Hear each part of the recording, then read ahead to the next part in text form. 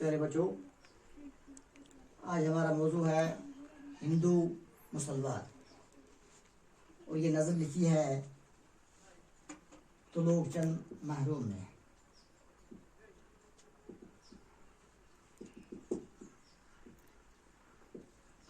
तुलोकचंद महरूम की नज़म है हिंदू मुसलमान।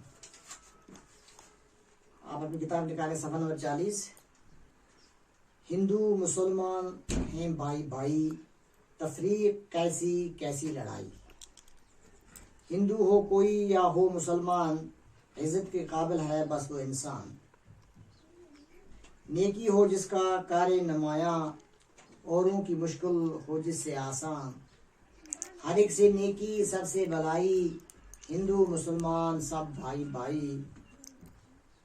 हिंदू मुसलमान कौमें पुरानी, दोनों की दोनों हिंदुस्तानी। दोनों का मस्कन हिंदुस्तान है, दो बुलबुलें हैं एक गुलसिता है। एक सरजमी है एक आसमां है, दोनों का यकजा सूदो ज़िया है। ना इत्तफाक़ी आज़ार जहाँ है, मिलजुल के रहना है कामरानी। हिंदू मुसलमान कौमें पुरानी। तुलोकचंद महरूम ने अपनी इस नज़म में दो कौमों का जिक्र किया है। एक है हिंदू कौम, दूसरा है मुसलमान कौम। और हिंदुस्तान में ये दोनों कौमें रहती हैं।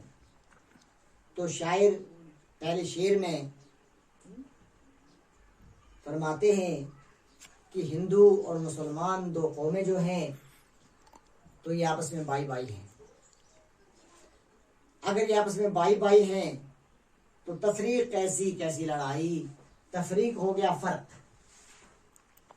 ना इत्तफाकी कैसी, फिर फर्क कैसा, फिर झगड़ा कैसा, फिर ना इत्तफाकी कैसी।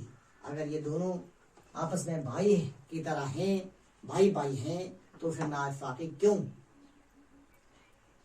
हिंदू हो कोई या हो मुसलमान, इज्जत के काबिल है बस वो इंसान। इस शेर में शायर फरमाते हैं कोई हिंदू है या कोई मुसलमान है, दोनों इज्जत के काबिल हैं। दोनों का एक मर्तबा है, दोनों का एक मुकाम है, दोनों की एक इज्जत है, दोनों की एक पहचान है। दोनों इंसान हैं इस दुनिया में। पहले इंसान, फिर उसके बाद अपना अपना अकीदा, फिर वो हिंदू है, फिर वो मुसलमान है।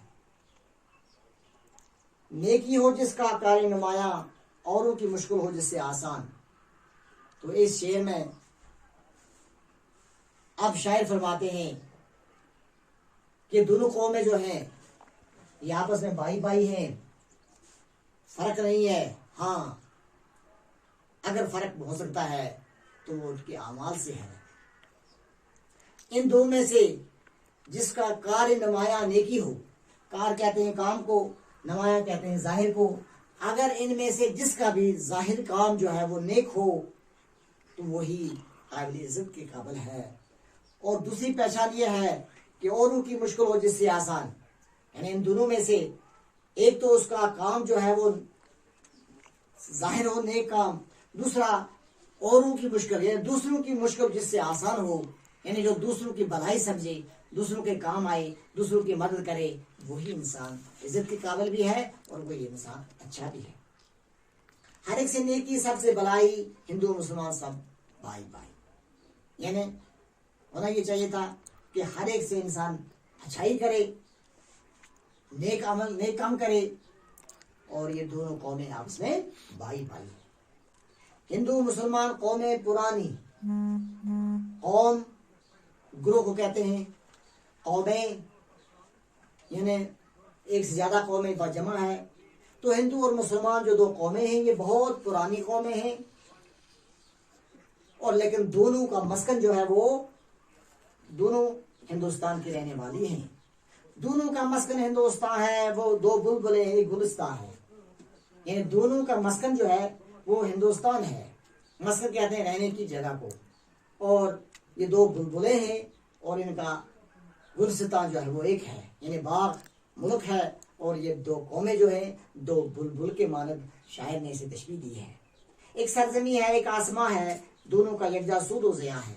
यानी आसमान भी एक है, जमीन भी एक है, रहने की जगह एक है, और दोनों का सूद व ज़िया, सूद कहते हैं नफा को, फायदा को, और ज़िया कहते हैं नुकसान को। अब इस आसमान के नीचे, इस जमीन पर नफा और नुकसान दोनों का एक है। ना इत्तफाकी आज़ार जहाँ है, मिलजुल के रहना है कामरानी। शायद फरमाते हैं कि ना इत्तफाकी जो है, लड़ाई झगड़ा जो है, ये आज़ार जहाँ है। आज़ार कहते हैं तकलीफ को, जान कहते हैं जान को। तो आज़ार जान हुआ इंसान की जान को तकलीफ पहुंचाना। तो नातफाकी जो है, इससे एक इंसान की जान को तकलीफ पहुंचती है।